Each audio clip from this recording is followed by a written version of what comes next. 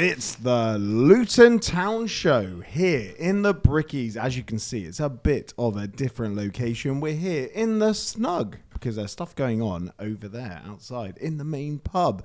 With me, as always, I got Wedge. Good morning. I got Phil. Good morning. And we're just going to chat about Luton Town. Are they getting relegated? Maybe, maybe not. Don't know. It's all changed once again, hasn't it? Like, who would have thought we would beat Coventry? Hell of a game. Hell of a game. And isn't it just nice that we're doing our bit? I was talking to someone this morning and I was saying about the fact that if you said a month ago even that we would go into the last set of fixtures and it would be completely in our hands, I'd have bitten your hand off because we looked dead and buried a few weeks ago. So the fact that we're going into that last game and we're above the dotted line, and like I say, we go and do our bit, job's good 'un. It's unbelievable turnaround, hasn't it? Because I think after Plymouth, we were sitting here. We're not here. We're sitting outside in the main pub, and we're like, we're down. Yeah. We're like, we were preparing for we were thinking, oh yeah, how are we going to build the team around Ali and Asgard next year? Yeah, I mean, before the international break, really, wasn't it? You was thinking, there didn't seem any way out. And I think ever since the Leeds performance at home, we've just turned the corner, haven't we? And everything seems to be just fitting together. The squad seems to be together. The fans are, obviously, now that we've had a couple of results, the fans are all coming together. Well, in parts, there were a few. But before the goal But yesterday, there were a few. On social media, I think everyone's sort of aligned. But yesterday, this will come out on Monday. So at the game, there were, certainly around where I was, disagreements for big parts. We're in the quieter B block of main stand where the posh seats next to Gary's suite, right? But yeah, it was pandemonium, wasn't it? It was. I've got a word bruised. that's been used quite a bit. I've got bruises all over my knees. My knees are shot. My shoulders. The celebrations were Yeah. mental. Yeah. I sit about 15 rows behind Phil yesterday, and within half a second, I was on my back. You were on my back. Yeah. It was absolute madness. But it was. Someone was saying, I don't know whether it was Sam Parkin or another commentator. It might have been him. Either way, whoever the Sky Sports commentator was said that they've been here for the Sunderland game. They've been here for other games, and it was louder yesterday. Yeah. And I think I messaged you saying that sort of desperation is a stronger emotion than hope. I think that when we were on our journey to the Premier League, it was one of those ones where there was an element of, I can't believe this is happening. Like we're riding a crest of a wave, but I can't believe it's happening.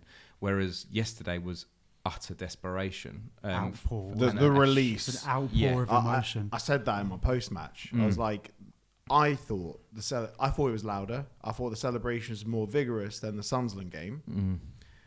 And it's kind of like you have a death sentence, but then you get that new lease of life. And that's what it felt like. What do you want your last meal to be? Survival. Yeah. It was. I mean, mad. it's how it would have been if the fans were allowed in the stadium during the COVID year. Yeah, that Blackburn game. Yeah. That would have been how mental. I would imagined it. Yeah. I think the fact that we got the goal so late in the game as well. Yeah. It just carried on, and you know that there's only 6 minutes to cheer them on and just get them over the line. And I mean, it was exhausting when it was. I was physically shattered from the game yesterday because the way that it panned out. If we talk about the actual game, is the red card that was definitely a red card, by the way. So if you are of a Coventry persuasion and you happen to be watching this, it was a red card. He flicked him with his knee. I've watched it back so many times. We were discussing it before we rolled the cameras. Yeah. It doesn't matter if it's accidental. Red card. He's made contact. He's the last man. Goal. The centre half's not covering at all. Yeah, so it was a red card. I flip-flopped between that because when I saw it live, I was like, "Oh my god, that is a textbook red card." Then I watched, got up on my phone and watched it. I was like, "Ooh, he's just there was tripped himself over." And I watched it back this morning, fresh eyes, bigger screen, I was like, oh, yeah. nailed on red It's not being card. funny. Like if he, I have every faith that if Ali's through with his pace, he's not going down. He's not trying to get someone sent off. He's thinking, right, I'm going to score here. So for me, it was nailed on, regardless of what Frank Lampard One of has to the say. Silver brothers from the old Luton youth as well. There were 3 of them. Yeah. Cole, Rio, and Jay. And that was Jay, wasn't it? That He was got sent Jay. off. He's the only one that's playing to this level now. Yeah. Rio, I don't think Rio plays anymore. Cole, I think, is at Bedford Town, not Real Bedford. Or he might be somewhere else. He's somewhere around the area. Yeah. Once a Luton boy, always a Luton boy. Yeah, and all 3 of them were pinched by Chelsea when they were 8. Yeah. 8 and one of them was 11, or it was 11 and 2 of them are 8. I can't remember. Yeah. But either way, it changed the expectations on the game yesterday when that red card was given. It changed the expectation because you think, right, we've got to roll over. And I think that the first half, I think that we didn't change our tactics. We needed half time in a weird way because we carried on playing it long. There were a few examples of a little bit of naivety about the fact that there'd been a change in circumstance. So towards the end of the first half, there was a free kick about 5 yards into our defensive half, and Kaminsky just lumped it quite straight. And it's not that it was Kaminsky's fault, by the way, he's doing what he's told, but it would have been so easy for one of the players to drop short, take the ball 15 yards and whip in a ball from 30 yards and a better angle rather than doing a straight diag. It wasn't just one occasion. There was one where it was just inside and Walsh took it. And it was, you just think there's so much room, just play it through to Bell or someone with the left foot, and you've got a better angle to whip it in between the keeper and the back line. Yeah, and he addressed that. Bloomfield so in his second post-match, half, we were he getting in that. behind a lot better. Yeah, we did. And like I say, that was why it's a shame because in your head you think, right, down to 10 men from the 12th minute, we should be winning. But because it was so long till half time, we didn't have that ability to actually have the team talk and go, calm down, lads. Like, use the space, play it in and around them. I mean, they tried. There's a tactical injury to Kaminsky, I think, wasn't there? Kaminsky went down. That's where the Wycombe Wanderers of Bloomfield comes in. And I've moaned over the course of the season about the fact that we're not savvy like that. Yeah. And we've not done that. But I was really pleased to see that because I think I went for the toilet break and I came up, I was like, oh no, Kaminsky's injured. And I was like, it's Kaminsky. That means it was clever. We're all thinking in E Block like, ooh. No. Ooh. No, it's clever because everyone goes over, gets a word in their ear. When it's the goalkeeper, it's all good. Yeah. So savvy. And then like I say, it was just.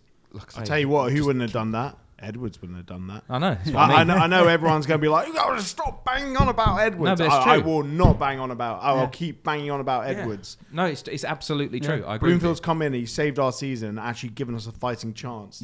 End of the season. Yeah. Because when Edwards was in, we were dead and buried. We were going nowhere. And that's the thing. Like, if by some miracle we do get it over the line and stay over the top of that line by the end of game week 46, it will be with no real thanks to Rob for the start of the season because he outstayed his welcome in the end. Thank him for, is it? Thank him for getting us promoted to the Premier League. Place, just to be talking about this season. This season. Like, if we went down, he would be remembered as an absolute failure of a manager. It was a disaster. To the Premier class. League would have been forgotten about.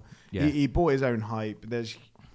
We can analyse it at the end of the season, but across the board at the club, the players, the ownership, the manager, all of them thought their shit didn't stink. I mean, let's be honest. It's been widely discussed on virtually, I would argue, every podcast to do with a Luton persuasion. And even those without anything to do with Luton.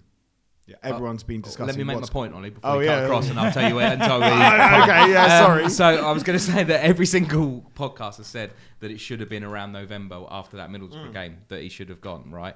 When you think about it'll be interesting because Bloomfield might not have even been available at that point. Well, I don't know, but if he was and he was given those extra 6-8 games, would we be in a position now where we're going, cool, that was a bit of a scare, but we're safe. It's a difficult rather than being 1 point above with 1 game left. It's a difficult one because you look at the other teams. Obviously, I know Oxford secured their safety yesterday. Obviously, they brought Rowett in December-ish time, went on a big run, but then started dropping back and stuff like that. So you think maybe the board have timed it perfectly. Oh, don't start apologising for Maybe. Gary Sweet. Don't you start apologising. Yeah. Glasses for Wedge. No. There was nothing perfect about this timing. They literally they gave Rob every single avenue of escape they possibly could. They even gave him half a transfer window. Yeah. Rob wanted to go after Borough. He was waving to the crowd that post match. Everyone, even Simon Oxley, who's normally so reserved, everyone was like, I suspect he's gone. I suspect he's going to go. But the only person who didn't think so was Gary Sweet and the board. He went after the QPR game, didn't he? And I heard from someone after that QPR game, I saw a message, and it was from a member of the board, and they said under no circumstances Rob Edwards going to go, and then the next day he was gone. And so they were doing everything they possibly could to keep him. So I reckon Rob wanted to go. I think that if there's one He thing I would wanted say, to go I'd months probably ago. say thank him for all that if it was him that pushed it over the line, because it needed to happen, because It'll he was all come a out. broken man by that point. Yeah, it will come out eventually. Gary Sweet will write an autobiography a couple of years down the line, and we'll find out the ins and outs and shake it all about. Yeah. I just So- absolutely please get it over. Don't let all this hard work. I mean, I'm just looking here on our last 9 results. So since we played Cardiff, we've won 5, drawn 3, and lost 1, and that loss against Blackburn was a real tough one to take. That's where obviously when we were Please don't a screw it man up up now. yesterday. Yeah. I think Coventry just went about it all the wrong way. They went so defensive. They just went really narrow and basically were like, play it wide, try and whip the ball in. We only had Morrison then. He was marked by 3 people most of the time. I mean, I thought it was a prime time to bring Nordas in and just have a little bit more in the middle, but we won in the end, so that's why I'm not the manager. But I think we handled the pressure of being a man up pretty well. We didn't make silly mistakes. I think we played really well. Walsh he's been a revelation the last few months, hasn't he? Not a few weeks. Before we whacked Lyrical and Walsh, you mentioned our form. I want to hit you guys with a stat that I saw on Discord. You're not going to believe this. So 7 games ago, Preston were on 47 points. Oh, wow. We were on 35, and now we're both on 49. We were discussing in the car. I want them to go down. They are like an unflushable shit. Them and Stoke. And there's it's for me. They've had every single opportunity to play those teams below them and get the job done. And as someone that's been looking from the sort of outside in, thinking, I wonder if Preston will do us a favour. I wonder if Preston will do. They've not done us a single favour. They've not done themselves a single favour. So screw them. And we were also saying about I can't take credit for this, but I saw it on social media last night. It was someone had speculated about what happens if Preston go down and Bristol City get promoted to the Premier League. Will the Championship cave in on itself? What is that? It's the earth. It's going to collapse. Yeah, exactly. In on itself. What could possibly happen if Bristol City and Preston leave this league? But it'd be a fresh change, wouldn't it? But like I said, I really hope that there's a set of results that as stress-free as possible. I'd like it if these sets of results happen when we're 3-0 up at West Brom at half-time, but I'd like it if Preston went down. I think that they've screwed themselves, and they've shot themselves in the foot massively. They have. By not doing what they needed to do against the people around them. You got to beat the teams around you. Yeah. And if you look at Luton's games around them, other than Plymouth, we have beaten all the teams around us. Yeah. And that is what you want to do if you want to survive. Preston have not beaten any of the teams at the bottom. No. So you were saying they've only won 10 games this season. They've drawn a lot. They've drawn 19 games. I think on Champ Chat we were saying, could Preston make a late dart for the playoff? And as soon as we said that, we jinxed them. We have a power here. Yeah. We have a strong power to Big completely... up Sheffield United, they tanked. Sunderland. Yeah, we've literally put the evil eye on like various teams. And Hull have been Preston playing brilliantly recently. They're so good. I could see Hull staying up. Absolutely, they're so Shut up, Mr. Cash Out.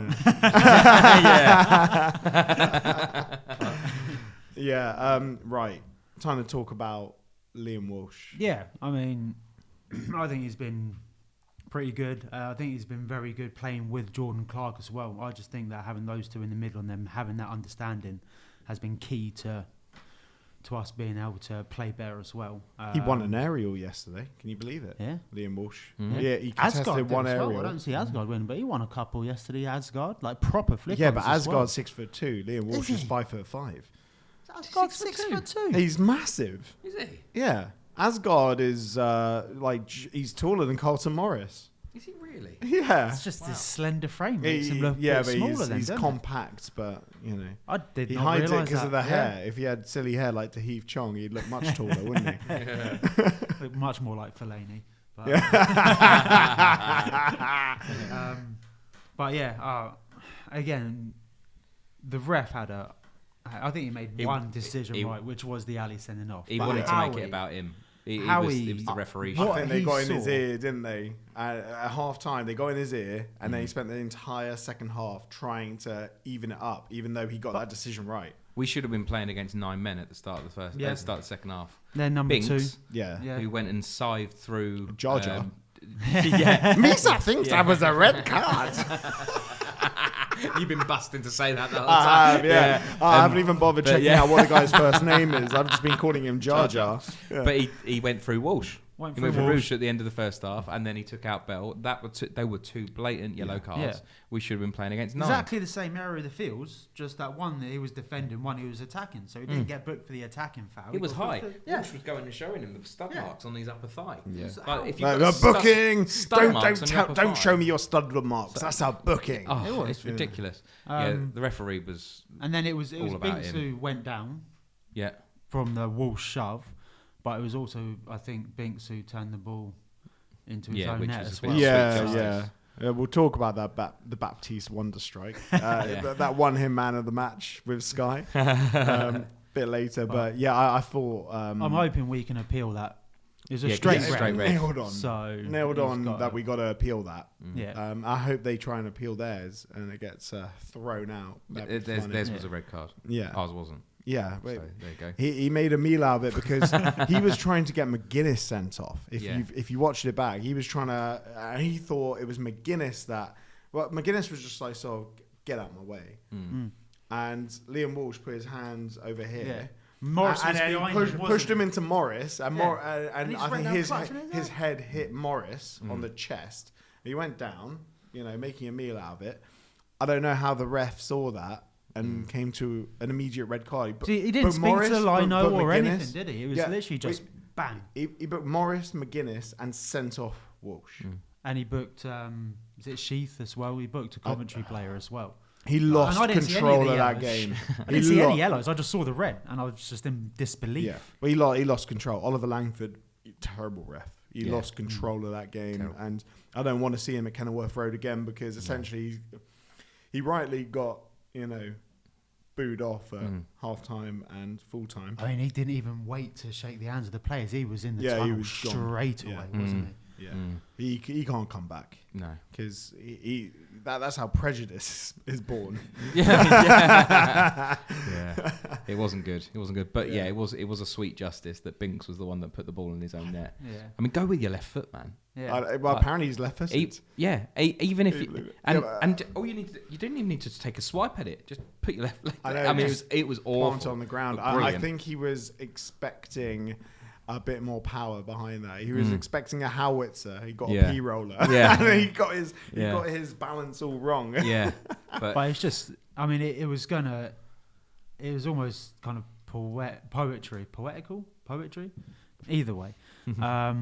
That it was a goal like that which went in because, you had Walsh's shot which was tipped onto the bar, great save. We had Ali who had a deflected shot which came off the post. You know, it just seemed like nothing was going to go The deflection our way. from Asgard that just went wide at the post. Yeah. You know, so everything was just pinging off here, same. there, and everywhere. So when I thought the keeper had a good game, didn't he? apart from the time wasting, yeah, I thought he did. Consider they were really worried about him. The as well. time wasting was great, and also how he clattered into Kitching. yeah. Goal. Yeah, And then And then Kitchen he- was and like, then "It's a foul." It's how he hit me in the He back. thought it Yeah, was yes, Morris. your bloke. Yeah, he thought it was Morris, Pillock. didn't he? Yeah, absolute pillock. Yeah, Cov fans are really slating the keeper, Brad Collins. They've got. I mean, I it's think- the playoff next week for them, isn't it? I mean, Yeah. realistically, I think that Middlesbrough can still sneak in there. Yeah. But yeah, we'll talk about Two it on our points Champ behind, Chat show. But Yeah. there's some serious connotations, and is legitimately Coventry could miss out, and so could Bristol City. Yeah. It's unlikely, but so could Bristol City. It's mad. So we've played our part at the top end as well. Well, we turned over Bristol City. We beat Cov. We've done it. All those teams at the top, they've been choking. All the teams at the bottom have been the form teams because Yeah. no one wants to That, get isn't it? relegated. Yeah, It's going to be a high tide for whoever finishes third from the bottom. yeah. And you got to feel for Plymouth because they're doing what we did in the Premier League. They're not mathematically dead, but they are Pretty much. common sense dead. Yeah, do you reckon they can beat Leeds 15-0? So, yeah. So yeah, they've been breath of fresh air though since they had their new manager. It's been difficult for us because we've been like, go away. Like you think just when you think they're gone, they just keep on Derby going. as well, But yeah, like- Derby have been exceptional, and it's made for.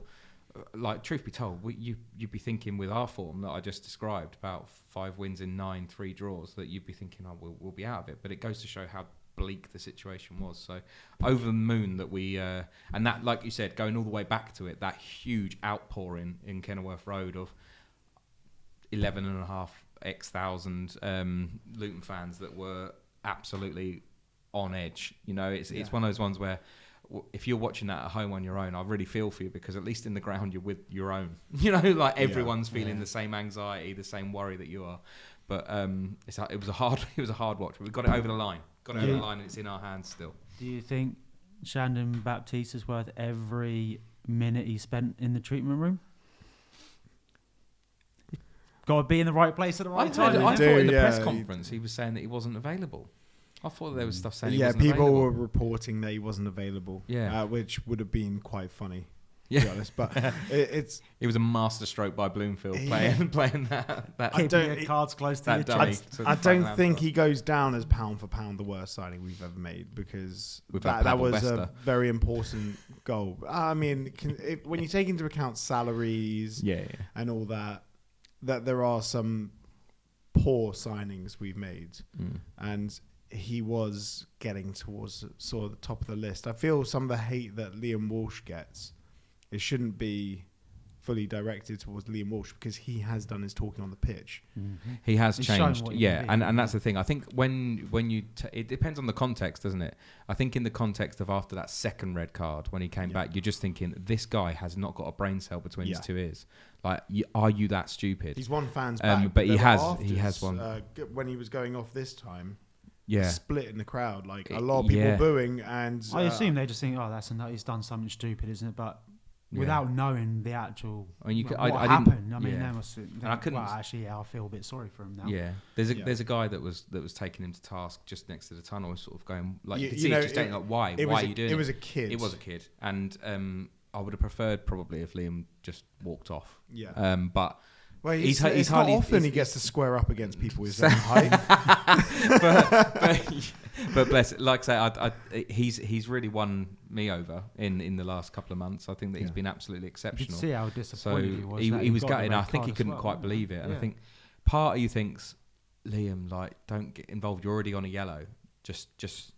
But these things happen. To If you- do a if you Glen watch- Ray. He but should have done a Glen Ray and just Yeah. bounced around. Yeah, but if The you watch thing is, he any didn't free square kick, up to him as No. well. He wasn't even looking at the player. No. It was He was almost just as if he like, wanted to get the ball. Just go Yeah. there. Like, was he going to It- get yeah. the And you football when he yeah. just get out my way? That's Yeah. it. It- We it's want to not get on like with it. he We're went, trying to win the game. "Ah." Yeah, It we're trying to was win the game. Give me the bizarre. ball. I want to take this free kick ASAP. Time is of the essence, and you see that in any football match. You'll see that if the ball's sort of there to be got at, players will go put their arms across people's chest and like get out of the way. It wasn't He just fully happens to have been extended, it was- stitched up by an overreactive Coventry. Who, if you're looking at it from a professionalism point of view, they've done their job by evening things up. The referee's just failed to have any common sense, and he's bought it. Frank Lampard's. He's got Frank his. Lampard. Yeah. Did you see what he did? His pants. Did you see what he did as he was coming off? So all the crowd were giving it to him. So he was going. Really? Oh, really? To the fans. Which Yeah. Oh, he was what a mug. properly giving it back to the crowd, which I think fair play. Isn't he the one who almost took Derby up as well? He didn't quite get it over the line. Do you know why he got it wrong? Because he benched Jack Marriott. It's because he was being spied on by Leeds. Oh, poor Frank. Yeah, it's so funny. Like that happens. Everyone does that. Yeah. Oh. Ollie, you're a man of stats and things like that. Am I? When was the last time we had a player sent off 3 times in a season? Do you know off the top of your head? I don't know off the top of my head. I hope you've checked it. No, I don't know. I can tell you the last time we won 3 games back to back to back, though. That would have been last time in the Championship, surely. 2023. March 2023. I can't remember the teams. 4 times. 1986. 1904. It feels like that. Yeah. Doesn't it? But this is also the first time we've been out the relegation zone since the 18th of February. Yeah. 18th of January. So 18th January. Wow. Yeah, I know. Wow. What a difference a month makes. Yeah. And that was around about the time that Rob Edwards was... shipped. Yeah, exactly. Because just before then, I think we were out the relegation zone, and then we lost, and then he was sent on his merry way with 4 million friends for his company. I don't know, around about that. Probably his contract paid up, but yeah. So Sluga 6 update. Yeah, What's Sluga 6 happening? update. Yeah, let's do a One of Sluga these 6 for a while. update because Sluga 6 has been really interesting. So we've not mentioned it in a while. So for those guys that have been following the channel for the whole season, we've got a charity predictor league. So whoever wins the predictor league is going to be able to give a donation to their chosen charity, and it's been really quite tight. It's got very, very tight.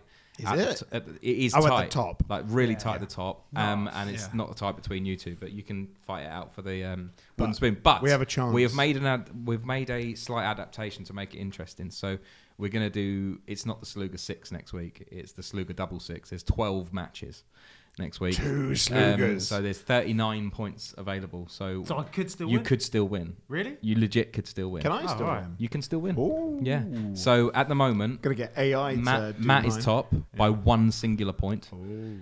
I'm second. Then it's the opposition podcasts. They're behind by about 7 points. And then you guys are a little bit further back, but you can legit win. We're bringing up the rear. So look, 38 points behind. So no, you're currently 30 points behind. Oh, wow. So you just need to get a good perfect doing. week, and then hope that Matt doesn't. But no, it's interesting. I will post up the predictions on Twitter or X later on this week, and we'll see how it goes, and we'll let you know how it ends up and where the charity money's going. So it's been an interesting season trying to get these points, and it's been between me and Matt for like last couple of months. I led for so long. You did, yeah. Yeah. And then you capitulated, and then I sort of was awful at the start. I was Yeah. a complete opposite, and me and Matt have been flitting between. So we'll keep you posted how it goes this week. Yeah, no, good stuff. And if Luton go down, we won't. We'll just make the charity donation and just sulk for the summer. So how do we feel about West Brom now? They've got nothing to play for. Is that more dangerous than them? It's more dangerous. Could be. it's interesting because it's one of those things. It's either going to be dangerous, and the two of the things that affect it. I think there's obviously a number of games that can affect us, but the two that I'll have my eye on are obviously our own game. It's in our own hands, as I've said. So if we win, jobs are good. The other one that we massively need to keep an eye on is Pompey versus Hull, because if Pompey do us a favour and beat Hull, we don't need to worry, but we want it in our hands. So it's either a case that they could be dangerous, both Pompey and West Brom, because they've got no pressure at all, or hopefully in our case with West Brom, they're on the beach completely and we managed to take advantage of that. So we'll see how it goes. Yeah. I use the saying on the beach, but I hate the saying on the beach at the same time, because it's not far for Portsmouth to go. Well, they to the are beach. playing on the beach, aren't they? Do they have a nice beach? I've never been down to Pompey Beach. Is it Rocks? Don't know. No. Went to the ground, came out of the ground, went to the pub and went home. So I know Brighton does Brighton have a terrible beach? No, Southend has a terrible beach. Just rocks. Depressing, grim. Imagine I'm going to go down to the seaside. We don't have to play Southend for quite some time. You never know. Unless in the FA Cup. They might be back up eventually. Look at what York are doing. Yeah. And are they going to get promoted? Barnet just got promoted, didn't they? Yeah. So I've told you this before. Who's the former manager? Who's the former Hatter who manages Barnet? It's that guy you said a couple of weeks ago. Edgar Davids, isn't it? Edgar Davids. Yeah, and today in 2005. No, Dean Brennan. Dean Brennan, who got bombed out of the club by Joe Kinnear for being rubbish. He's a good manager, though. Fair play. Yeah, I think that's a perfect time to finish this off. As always, a big thank you to our host, the Bricklayers. Arms will be here next week doing a live show. We won't go out live because, internet and all that, but we'll record it and we'll have an open mic. So we'll be doing it out back, hopefully weather permitting. Should be a good day. Yep. And jump on, give us your thoughts and have a drink and come down, watch the game with us. And also a big thank you to Black Star Amplification for the audio toys that make this podcast happen. Also a big thank you to the record shop in Amersham. Go down there, get your vinyl. They got so much vinyl. If you buy some, it'll make the shop look a little bit tidier. Because it looks like a teenager's bedroom from the 1970s. Organised It's an chaos. Absolute disgrace. Organised chaos. Yeah. They have records, CDs, guitars. It's all there. So check it out. Go on down. And mention us, you get a cheeky little discount as well. Just be nice about it. Don't complain in the comments.